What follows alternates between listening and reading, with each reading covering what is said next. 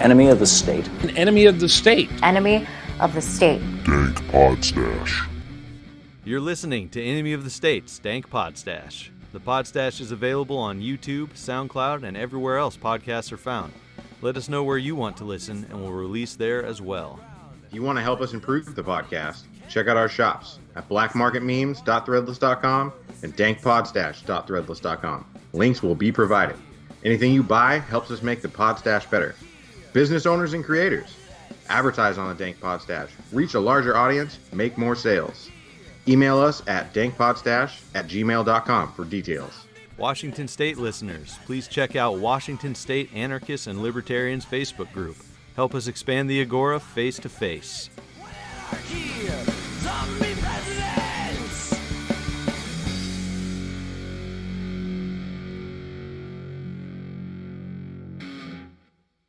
We're here for episode 25 of Enemy of the State's Dank Podstash. After, an hour and a half, 2 hours, technical difficulties, getting shit going. But yeah, welcome fellow enemies of the state. My name is Nick. I'm here with Jeremy Harding. Yo. And of course, David Ballantyne. Hello. Hello, Internet. How's the live feed looking, David? Looks like it's doing okay. Sweet. Give it a share. Sweet. Well, tell everybody about you, man. Okay. I'm an angry, cynical, pessimistic asshole who's too confrontational sometimes. I talk about anarchy and pretty much everything else, to be honest. Music, video games, movies, whatever. I don't talk about sports much unless we're talking like MMA or something that actually matters in the end run. I don't know. I'm the angry guy that people turn to when they want to know a good take on conspiracies. Nice. What projects are you working on right now? So I've got a new thing, the Weekly Hellscape. You can find that on Twitter at Weekly Hellscape without a the there. I don't know. I didn't think adding the would be fucking, I don't know. It seemed tacky for some reason. But yeah, I'm doing that. What that is, I'm a very negative person, and I see the world as a hellscape, and I've had this mental picture that literally the world's on fire and nobody sees it. There are fucking demons crawling everywhere, and ultimately, the only way that we can get out is knowing where they are, and they're hiding in plain sight. So I decided to start the Weekly Hellscape because I wanted to really convey the kinds of things that lead me to that negative mindset. So if that leads anybody to anarchy or to a limited government or to at least a conspiratorial mindset, that's good enough for me. That's my particular set of goals, is to sort of give people the ability, not for me to red pill them, but for them to red pill themselves. Hell yeah. That's awesome. Well, it's going to be a hell of a conversation today, that's for sure. So what you wanted to talk about some goings on that we've been dealing with the past couple days, David? Yeah, I've been playing pedo sympathizer hunter on Facebook. Sadly, I've waited for a while to do this, and with recent events, the whole Sean dude. I don't know if people listening have noticed or have seen anything pertaining to that, but he basically recorded himself confessing to being a child molester and discussing consent with his daughters. Oh, fuck. It was disgusting. And well, that's extremely unrefreshing. Yeah, and to me, it's the thing that I've seen for a long time now. It's people that want to argue about, but what if the child consents, though? It's a joke, but it's the fucking truth. People argue that constantly, and they want to sympathize with these people and say, hey, they just need help. It's just a disorder, blah, blah, blah. When the data and the studies and the statistics show that there's no rehabilitation for these people. Like the professionals that look into this, there's not much that can be done to help them. I don't want to prosecute anybody for thought crimes or anything like that. I think that I mean, if they have these thoughts, they should try and seek some kind of help. They should definitely not act on them, but I don't want them around me, and I don't want them in my community. And I know a lot of other people feel the same way. And So just to clarify, he slept with his sons or daughters or something? it was his daughters. I'm not gonna like name names. I know a lot of people saw the videos, and sharing the videos. They at the very least need to blur out the victims' faces, because they don't need. They've been through enough. They don't need. Well, and like I've been on a social media hiatus. I took a yesterday off, and I'm taking today off as well, except basically promoting content. Like I put out tweets about a mega show I did for everything awful that I found since the 9th. And it's basically 2 hours of content along with Sway by Know Your Enemy, who agreed to be my season 1 theme song. So that is up, but like I haven't done much on social media other than that, and addressing a few direct messages in Twitter and on Facebook. But like I don't know who this is, but whoever they are, like what, they thought that it would be okay with people? Like they thought that they would just broach the ethical concern and be a martyr? I don't even What think it looks like to me is that this. Go ahead, man. Go ahead. Well, I was going to say, I don't think he was looking to we be a even martyr. doing I think in the small, twisted community that he was in, he was trying to illustrate the consent of his daughters to the things that he wanted to do. So he was just broaching an ethical concern, and he was trying to make it seem fine. Yes. Oh, man. Okay. Well, That was weird. What it looks like to me is what I've been saying is that like this is why I don't like people debating the whole consent thing with children and things, and being like, let's help these people and stuff like that. Like that's why they feel comfortable. And then we get people like this dude who makes a video to share in his little whatever clique, saying, hey, we're discussing consent with these people that I'm victimizing and hurting, and it's totally okay because we constantly have these conversations about consent, and they want to help me on the internet. It's How fucking old bullshit, were these and I'm kids sick anyway? of it. 6 and 8. Oh, fucking Christ. Yeah, absolutely disgusting.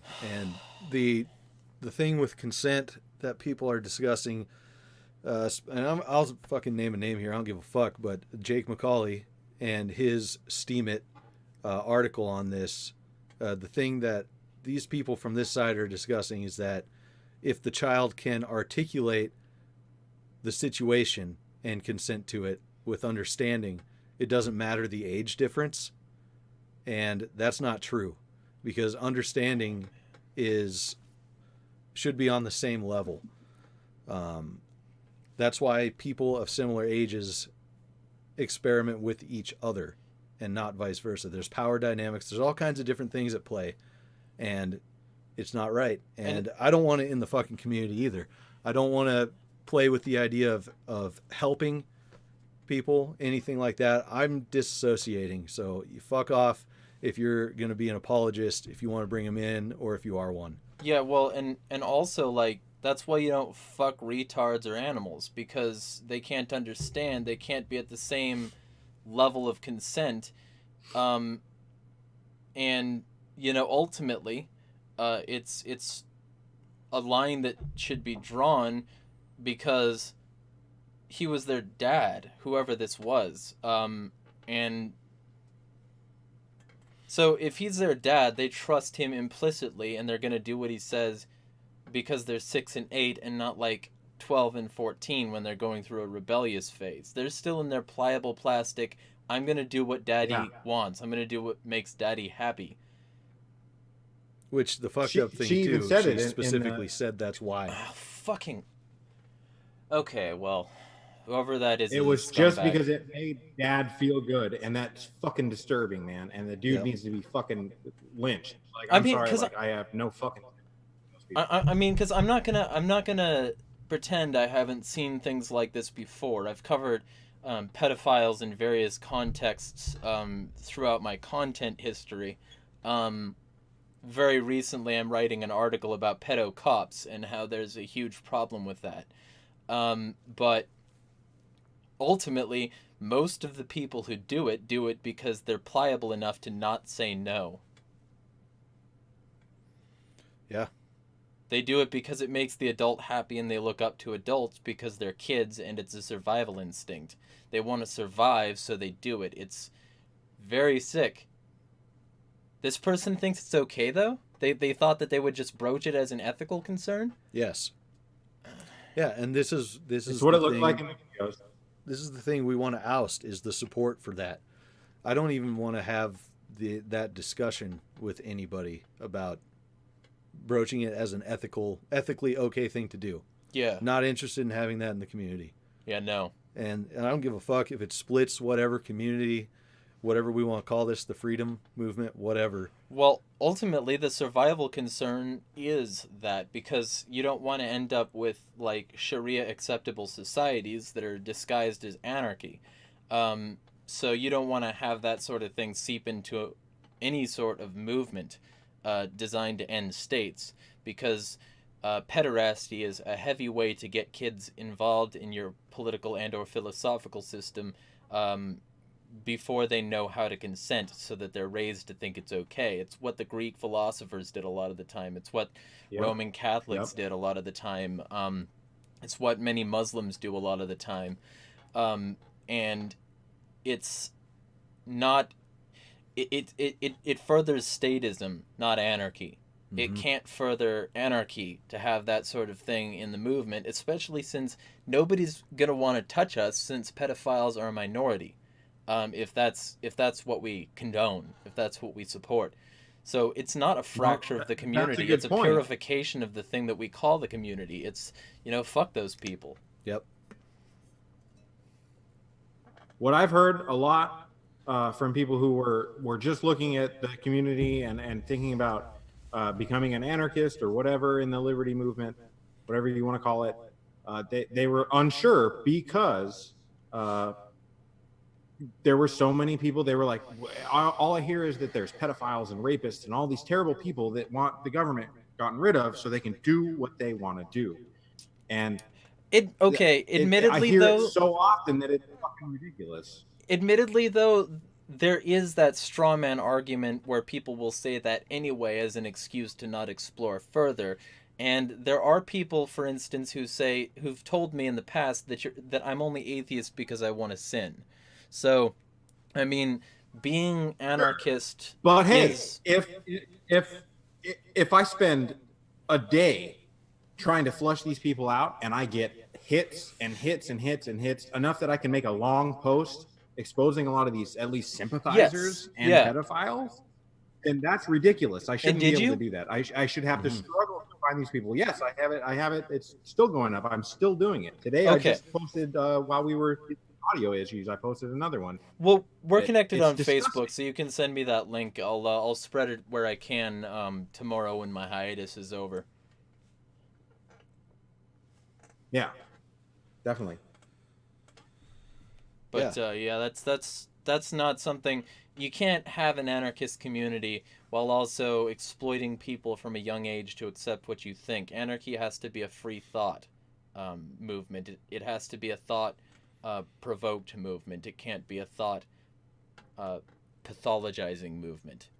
Because if the only thing you do is spread your ideas based on undue romantic contact with a minor, who will then think that that's what the ideas are, you're tainting it for everybody, not just for your kid. And the community can't be comprised of that. So you're not harming a community by doing that. You're in fact healing the body. I mean, I'm an ex-Christian, and when I was a Christian, I was raised to be the next Billy Graham, essentially. Like, I've read the Bible back to front 3 times and more by many counts, if you count like individual sections and verses and shit. And what I can tell you is that some of this stuff is still valid. And one of the things that's still very much valid is the body is not healthy if it has parts that are dead. And so you cut those parts out, you stop the necrosis, you get the body healthy again, and then it's a body. You do the same thing with a body of people, with a body of politics, with a community, and if they don't want to adapt to the new way of things where they don't get to fuck kids, then they need to die, not be in the quote anarchist community. That's right. If you fucking want to fuck kids, put it on record right here from me at the very least. I will fucking kill you. If you want to fuck children and do fuck children, I will kill you. I will go out of my way to find out who you are and at least put you on blast on the internet. And if you're close to me, I will come look for you. And there's people everywhere that will do the same. So it's not a place to hide here. Get the fuck out. Yeah. I know that's important to spend some time on. We spent some time on it, but well, hey, you couldn't have picked a better person to do it with, because I'm full of anger and rage, so. There we go. But currently, yeah. I'm full of anger and rage over the topic myself, so. Well, everyone watching, listening later, definitely check out David's posts on this and see who has willingly exposed themselves as, at the very least, sympathetic to this kind of thing. I don't want to be a part of that community. I hope you don't either. I hope you join us in being a part of the community, cutting off those dead parts like we were talking about. Because it's when you start to take advantage of the weakest among us that you stop being anarchist. Anarchists don't do that. That's basically rulership and exploitation. 100% is. That's what it is. So it's not a damage to the community to root those people out. It's a necessary cleansing process. Yeah, they utilize their power to assert an authority over that young person to get what they want. Yeah. And the young person doesn't know how to say fuck off, daddy. Mm-hmm. Yep. Fuck that shit. Well, let's move on from that terrible subject to something that Jeremy wants to talk about. What do you got for us, Jeremy? I mean, name a conspiracy. That was actually one of the questions. Was what is your favorite conspiracy theory? I don't have one. I mean, I hate all conspiracies. Is there one that you dive into more deeply than others? I mean, I have a top 5 maybe. I haven't really thought about like the top ones because most of them, like it's a flux thing. Like, given the time, given the players, any one conspiracy will be more important to focus on than another. Right now, if you want something, this isn't like the top, but right now, if you want something to focus on, I recently went over part of this in my, like, just briefly touched on it, but I gave links to articles and somebody's Twitter thread on it. Fuck, I drink too many fluids. But the recent thing you could look into would be the Student Climate March, which appears to have support from the Trilateral Commission, the Club of Rome, and various other seedy organizations, up to and including Al Gore and his friend, unironically Blood, so it's Blood and Gore. They're working together. Wow. There's also Jill Stein and Bernie Sanders. They're all behind the Climate March, but the Climate March is all about trying to control basically politics. The Green New Deal it supports is like basically dystopian, further structured version of China, and they're like, this is the other thing. This New Deal that they're planning is the same as the previous New Deal in that it offers a bunch of things based on platitudes that will eventually be paid in blood and theft. So that part of it exists, and it has this system it's building where, because of convenience, people are sacrificing their biometric data to X, Y, and Z institutions, like the MLB, for instance. Major League Baseball is scanning people's faces instead of accepting tickets now. And all of these institutions that are doing this watch you while you shop. They can tell who you are through Amazon's, I forget what they called it, but it's like it's spelling a word that's normally spelled with a C with a K. If I remember it before the end of this, I'll tell you. But it's basically a facial tracking system that compares your face to law enforcement databases to see if you're a potential shoplifter, and highlights you if you are, so that when you're going through the store, they're watching you more closely than other people. But it's not always going to be used to stop shoplifting. And if the state ever decided to crack down on X, Y, and Z, they have this system now. San Diego is installing biometric facial scanners everywhere. And all these biometric facial scanners are good enough at assessing whether or not somebody is in a good mood, a bad mood, whether they're smiling in a positive way or smiling in a smirk or something like that, whether they're black or white or Chinese or Mexican. And IBM, by the way, recently scraped Flickr without users' consent to use those pictures to better program their algorithms. So all of this is coming together toward a state where they can monitor you everywhere. And there's also cameras, traffic cameras, that record audio. So they're recording your audio. They're listening to you and following you with your cameras. And when you're not in public, they've got one of these things facing you at all times. So if I'm looking at my phone right now, there's almost a guarantee that somebody in the CIA or NSA is looking at me. Same with that camera right there. And all of these things are combining to make a constant surveillance state that would make the things that Snowden was talking about look like a postcard service. So that, in addition to the fact that all these students are marching for essentially a new set of laws against doing a host of things, including having certain cattle, having more than one child, having a car, things like that. Things the Davos elite, being the people who make a shit ton of money and can afford to talk this kind of shit, send down from their high chambers down to us to follow. And all of this under the guise of preventing climate destruction that would probably be better prevented by the government stopping polluting and globalizing the goddamn motherfucking planet. But they put this all on us. It's sort of like, if you watch Adam Ruins Everything, he doesn't go deep into these things, but he recently went into one thing, which was the fact that litterbug as an insult came from corporations trying to get you to think that you were the primary source of pollution. Now, people, the average consumer, could do better with their trash, could do better to have things that are more reusable, but primarily the corporations and their massive amounts of waste so that they can make cheap products for profit, they're the ones who are littering the most. Also, even if you throw your stuff away, it's not mischief managed at that point.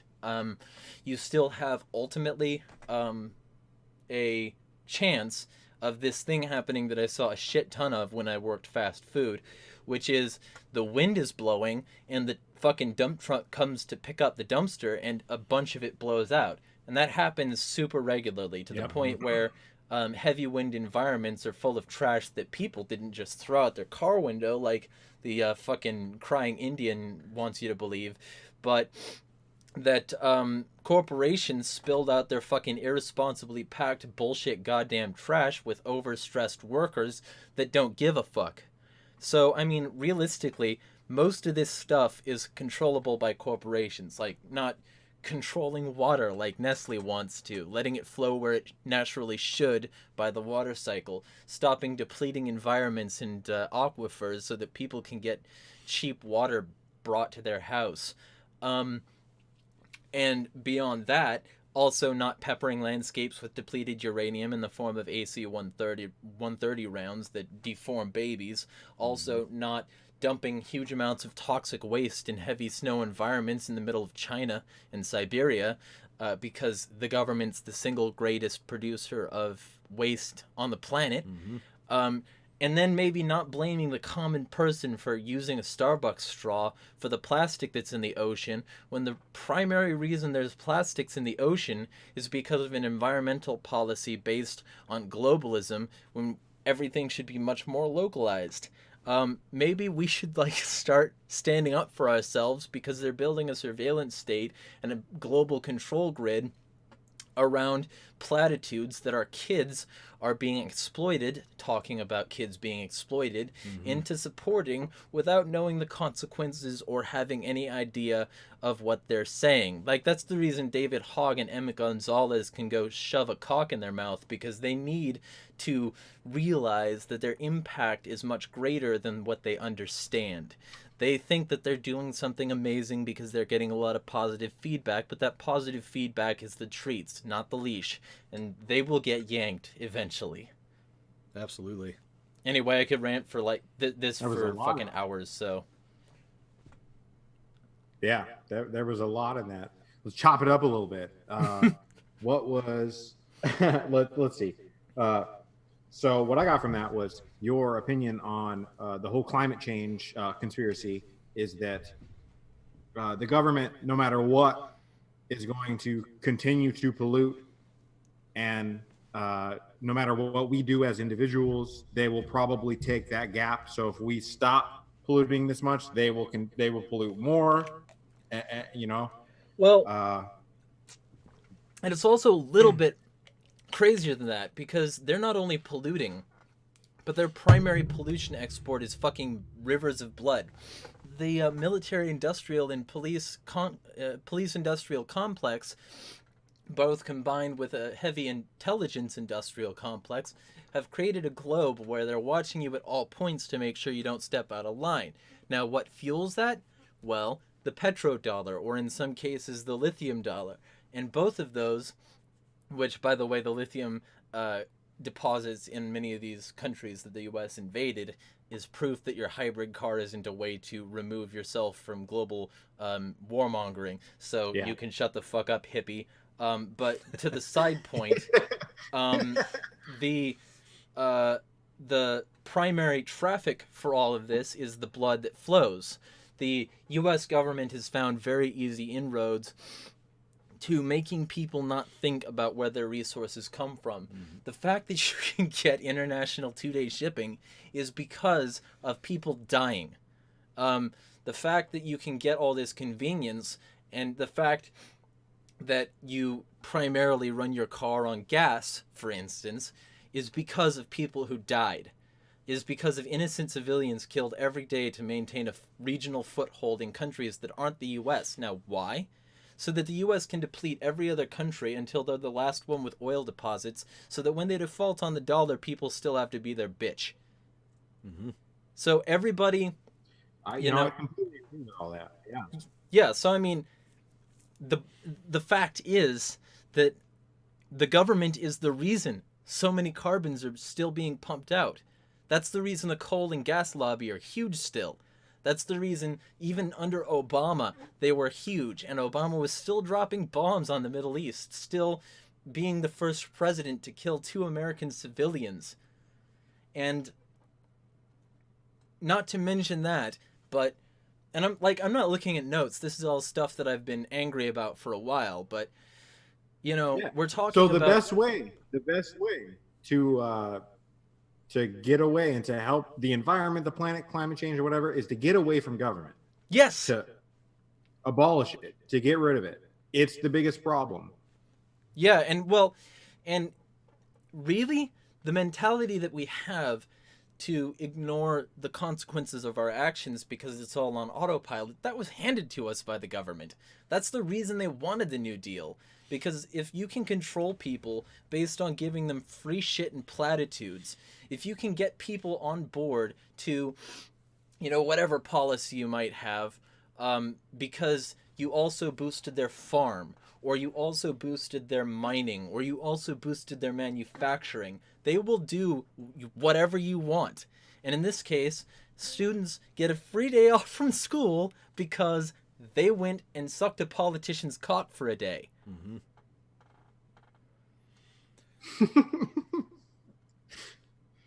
So I don't we know. got a couple of questions in the live stream here that I think that is I pretty bet. good that you can ask.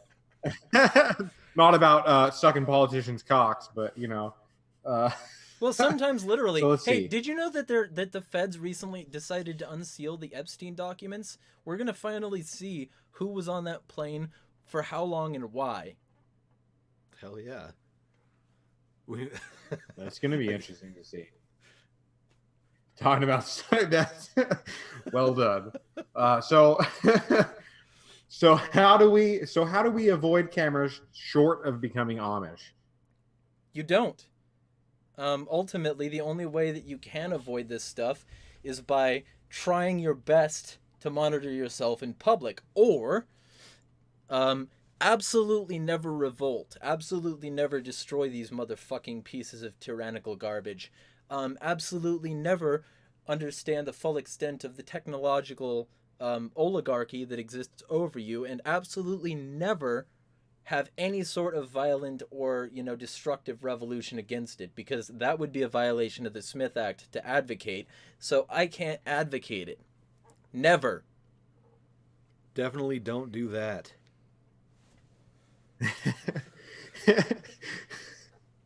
So we got another one. Yeah, From go the for it. same person, Adam Lewandowski, who I saw a comment on one of my things when I talked about this going live.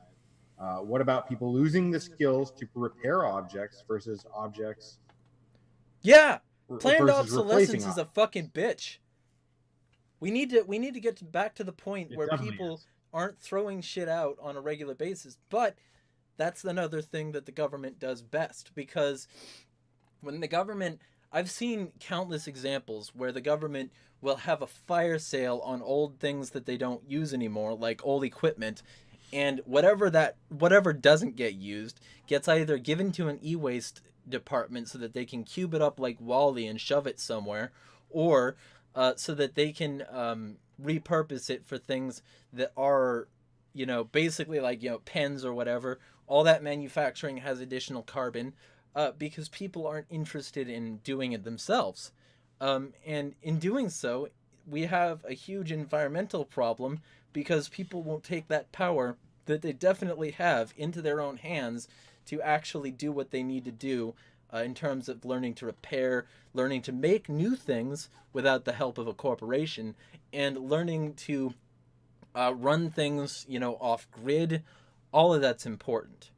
And there's skills that have been lost because people have everything on autopilot. It's like the hunter-gatherer societies. Meat was huge because you could have one hunter who could come back with enough meat to feed the tribe. Mm-hmm. But now the entire planet runs on automated meat processing, and that meat is brought to you without you having to need to be connected to the hunt. Exactly. Most people just let it happen. They don't understand fully the process. They don't want to know how the sausage is made. And in my opinion, if you're not comfortable looking at how the sausage is made, you shouldn't eat it. If you would get queasy looking at the animals being slaughtered at whatever plant made your fucking meat, then be a vegetarian or be a vegan. Yeah. Because if you're not going to be... Or be a hunter. Well... But that's part of the thing. If you're comfortable watching it, you'd probably be comfortable doing it, to some extent anyway. Depending on how they're doing Well, it. there's a level of they've never seen it done. They've never seen where their food come from. And in this society, that most people have never seen that. Right. Give it a couple of times, to go out and do it and try it out. It might get a little bit easier. It might not. Yep. So it's just like with doing this podcast.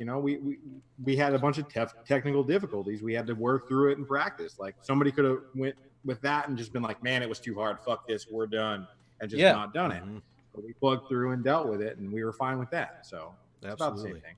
Of course, it probably helps that the reason I'm twitching so fucking much is because I've already had like 900 milligrams of caffeine plus half of this red line. So, Well, You're definitely Fucking going red on line, with man. a lot of good stuff, and talking about the sustainability and watching the sausage get made and all that reminds me of what we were talking about on the ride over here, talking about collapsitarians.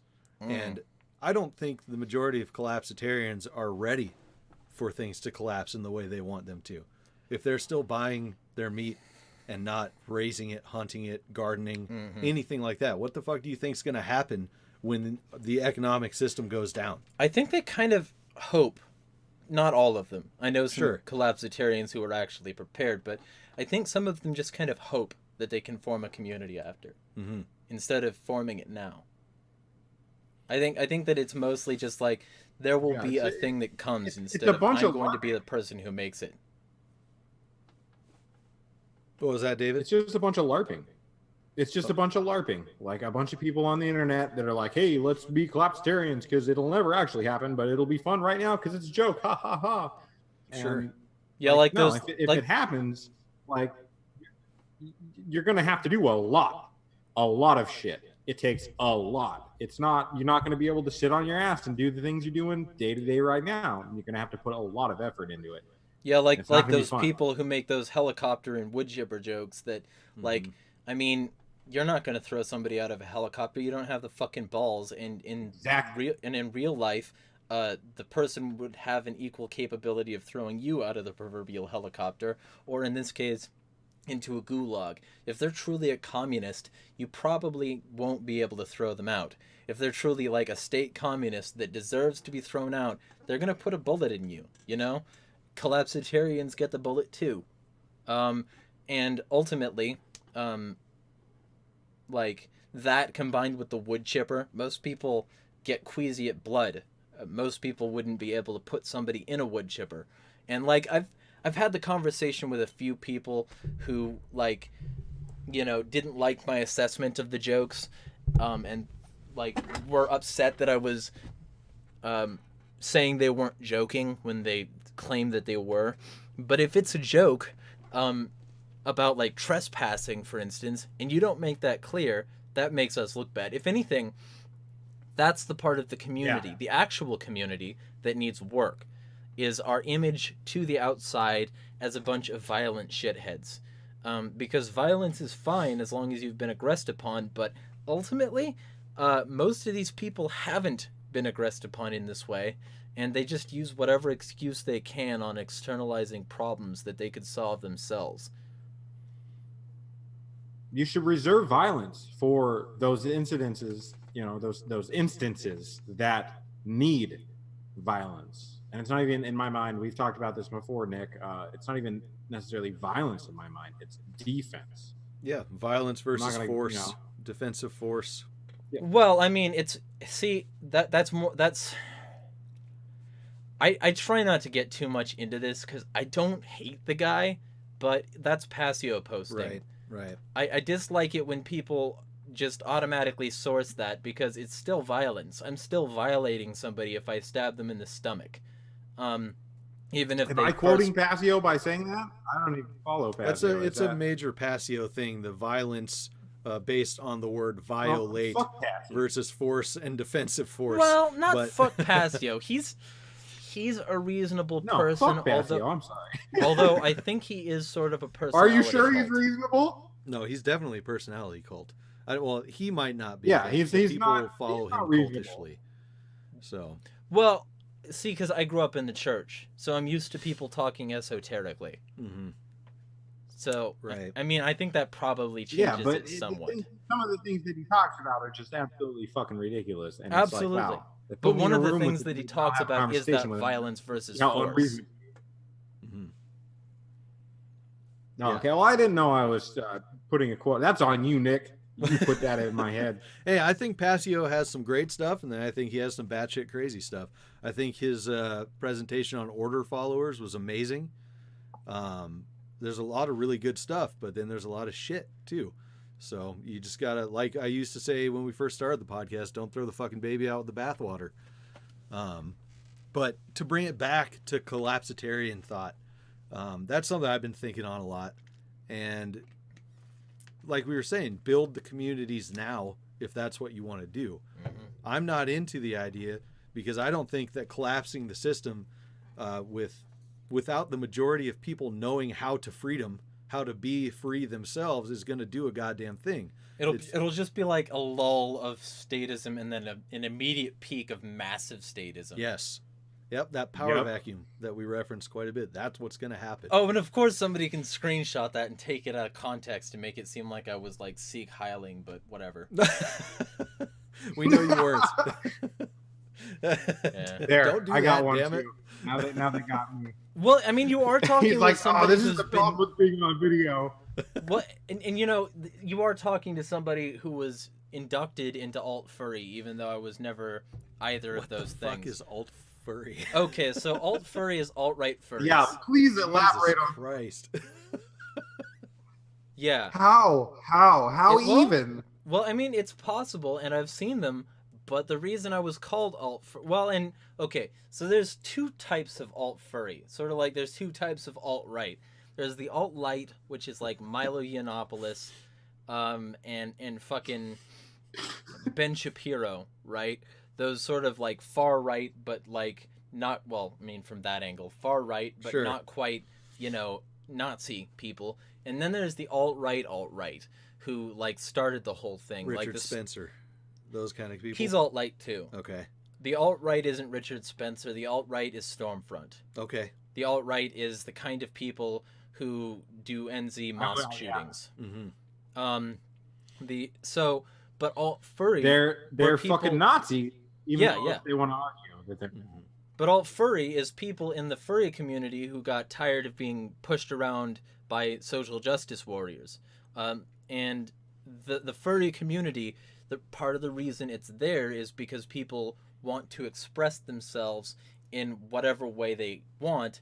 And it helps if you can talk through a mask sometimes. So people talk through that mask. It's sort of like Anonymous through the Guy Fawkes mask, only this one has ears and a tail. It helps them express what they think. But what they noticed was, because of the way it started, there was a shit ton of, you can't be with us if you're not a leftist stuff. So there is a community of alt-lighters in the furry community, but there are also Nazi furries, and you can look this up on Google. There are pictures of these people, and people that are mistaken for Nazi furries as well, because there was a thing called the Furry Raiders with a paw in the middle of a red armband because they thought it was funny, and they used to raid people's chat rooms.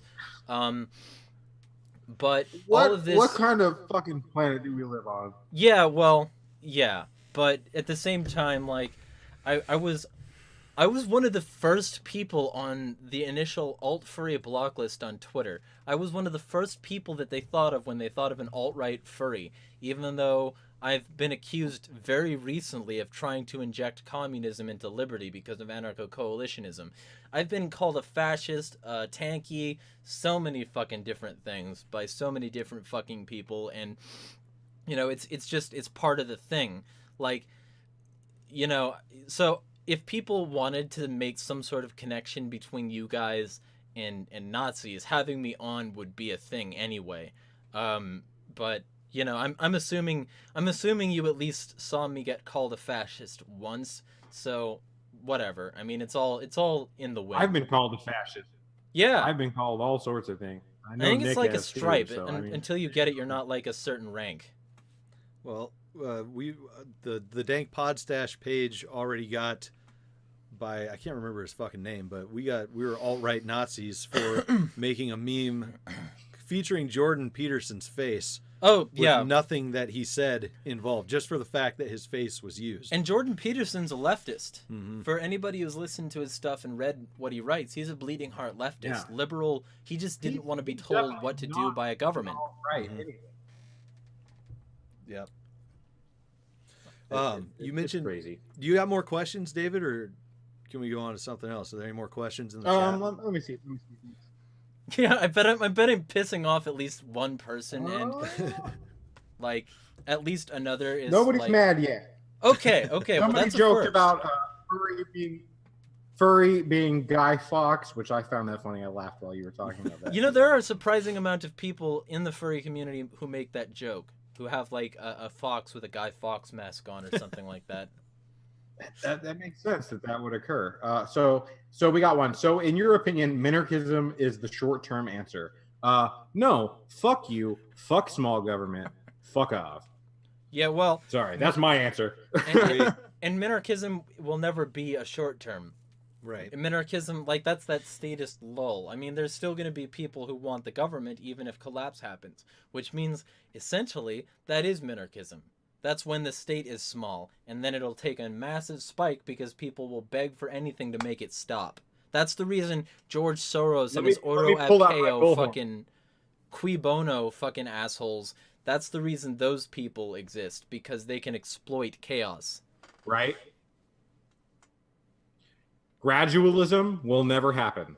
Ever. Well, cultural gradualism needs to. We need to get people on our side because otherwise they won't know how to freedom. Yeah, but not political. Not political. Right. Like, there's no way that a government's going to limit itself continually until it doesn't exist. It'll never fucking happen. If any listener can find any instance of that ever happening before, or even the inkling of it happening, please send it to me because I'd love to know, because I've been looking for this for years. And, you know, that's the thing. I've been approached by a lot of Republicans who think they have an answer to this, and that's, you know, and Democrats as well, but more Republicans, because they're more the states' rightsy people that say that states legalizing certain things is an example of the government curtailing its power. But as far as I'm concerned, that's just another example of the federal government with a subset of a pressure release mechanism. As far as I'm concerned, that's all it is. It's pressure release. It's like Social Security. Nobody actually wants to, like, pay into the system so that some old person can live.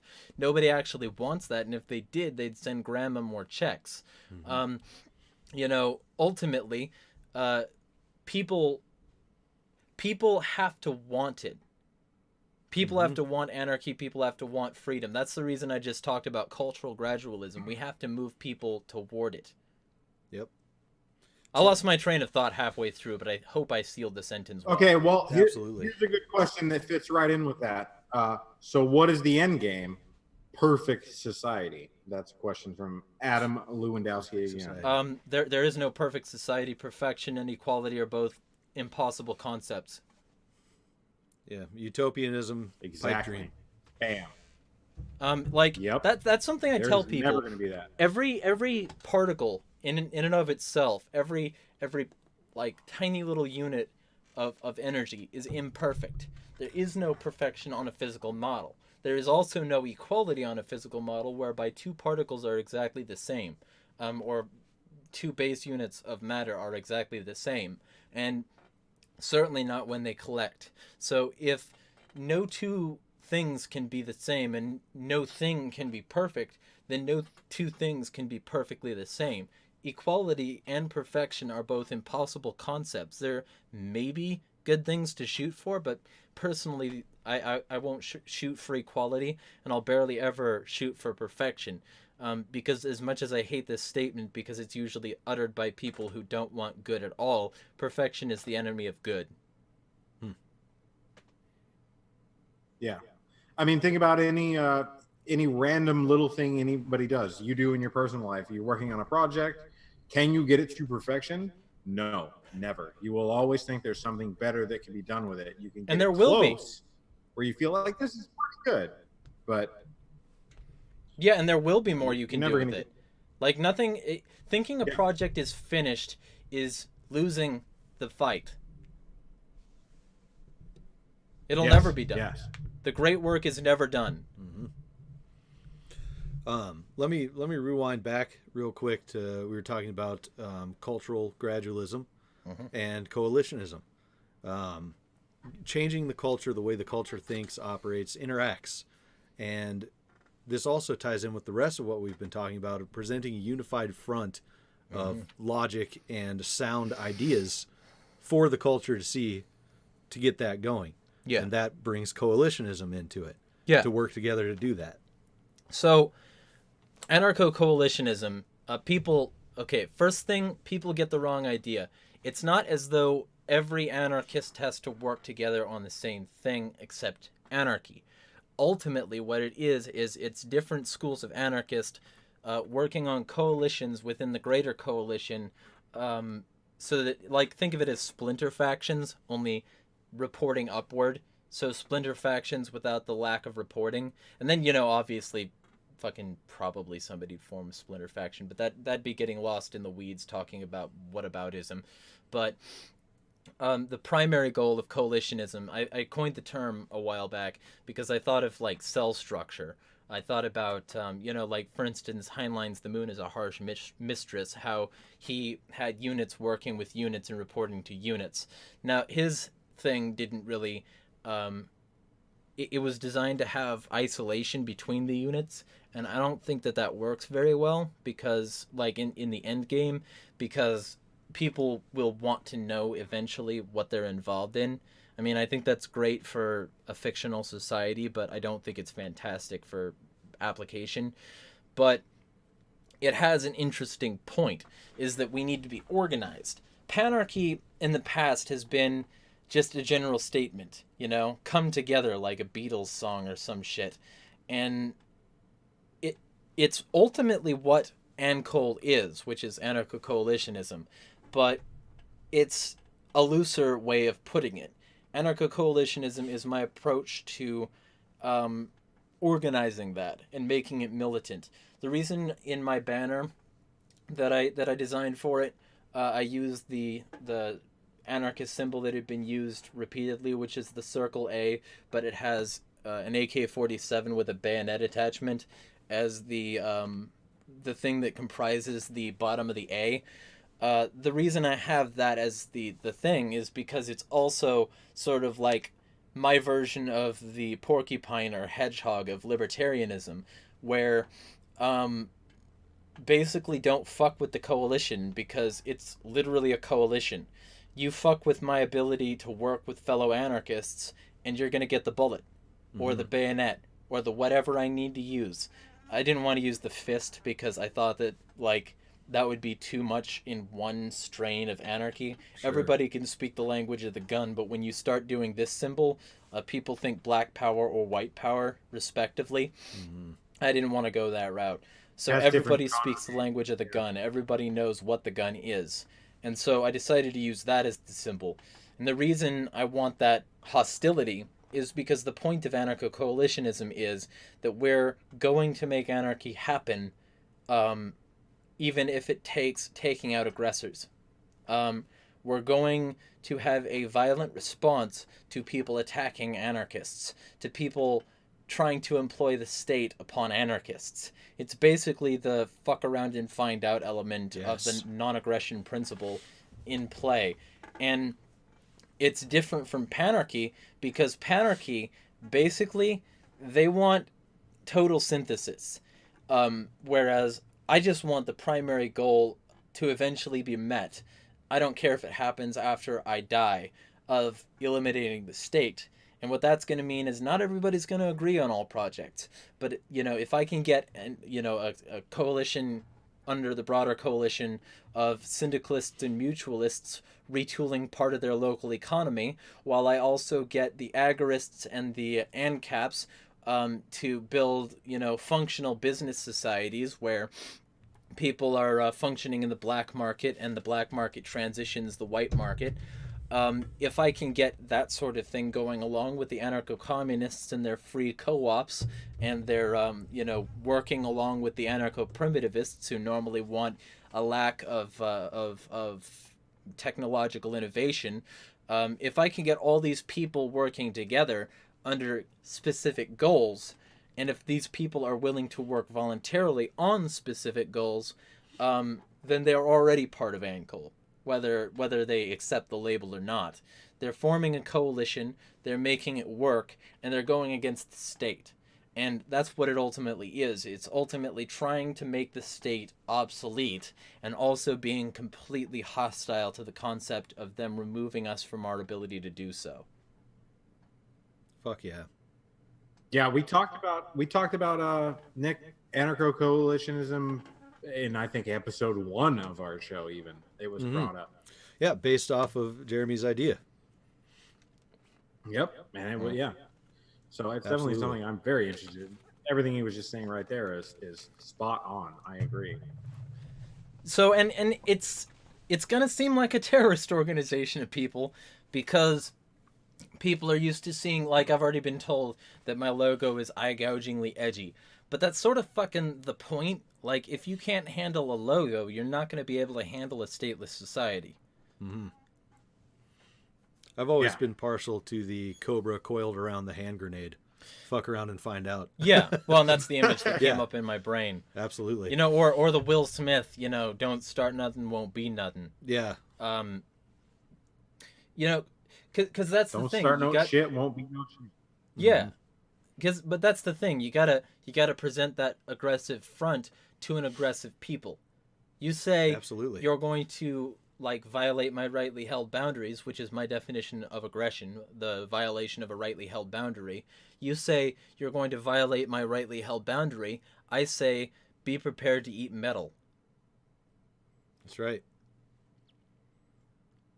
Somebody, Adam again, said that sounded like mutualism, and I would like to point Adam to, I'm not sure which episode it is, but we have had a couple of mutualists on that went over mutualism more in depth, and anarchism is definitely not mutualism. So no, the previous episode with Hex covered mutualism a little bit. That was episode 24, and then with Jack Neeson, we went deep on mutualism, and that was episode 16 of the Dank Podstash. Found it on YouTube, Google Podcasts, Podcast Addict, iTunes, everywhere. Go check it out. Because mutualism specifically is an economic model. It's not saying, like, we'll work together with whoever, even though mutualists could be in a coalition. Mm-hmm. What mutualism is saying is like for like, no surplus labor. Abolish surplus labor is a slogan that mutualists love, because what it means is that nobody's profiting off of anybody else. Nobody is possibly exploiting anyone. Mm-hmm. Now, I don't mind that concept, but on the flip side, you've also got the possibility that people will try to claim certain subjective things for whether or not they're exploiting somebody or whether or not it's mutual. So I'm not exactly sure, because of the subjectivity of value, that mutualism is 100% amenable. But I don't mind mutualists. And so I don't mind working with a mutualist, and I, know multiple mutualists that I work with on a regular basis to try and, convince people of various schools of anarchy. But anarcho-coalitionism includes mutualists, but isn't mutualist itself. That's the distinction. It's sort of like all squares are rectangles, but not all rectangles are squares. Mm-hmm. All anarcho-coalitionists are anarchists, but not all anarchists are mutualists. Makes sense to me. Hope that answered your question. It seems like it did. He says, Nice. I don't delve into a particular ism, just like to ask questions of people, which I would say Beautiful. just because it ends with an ism doesn't necessarily make it bad. Words are just the things that we use to express meaning to other humans. Yeah, it's funny. I say all the fucking time, these people, I don't use labels. What the fuck is I? You just labeled you. I as a label referencing the object that is me, and you just said I don't use labels. Fuck off, bitch. That's right. Fucking absurdists. I'm looking at you, Andrew. Fucking Merrick, Marriage, whatever you want to call it, and Jack Neeson. I'm looking at both of you motherfuckers. Oh, his girlfriend was watching a little bit ago. All right, well, that's about an hour. So we got other stuff to do after this as well. Let's call her a show, huh? Cholera. All right. Tell everybody where you want them to find you, your projects, what you want them to look at. All right, so my most active social networks, you can find me on Facebook. Facebook.com/insanity is free, or you can look up Jeremy Harding, or just The Weekly Hellscape. You can also find me on Twitter, where I'm much more active when I'm not on hiatus. I usually tweet about 100 times a day. So you can find me on Twitter at Insanity is Free, and also more recently at the Weekly Hellscape, where you can find all the recent episodes pinned to the top, ways to support the show and me, and if you like all this anarcho-coalitionism stuff, I could use all the support I could get. But all that side stuff, like, primarily, don't look for me. Look for yourself. You're the one who matters ultimately in deciding how you decide anarchy works. Ultimately, I could be full of shit about everything. It's not about me, it's about the future. And if you want a future free of aggression and exploitation, the power is in your hands and on your soul, not mine. It's fucking right. Well put. Well put. The Podstash, the Dank Podstash, will be joining you on these other social media platforms, Twitter, Instagram, and forthcoming announcement of a special place we're going to be. Probably announce that next episode. So, dude, thanks a lot for being here. Yeah. It's fucking great. David, that was awesome as usual. Man. Thank you. Hell yeah. Hell yeah. And we'll catch everybody next time, huh? Thanks, everybody in the live chat, too.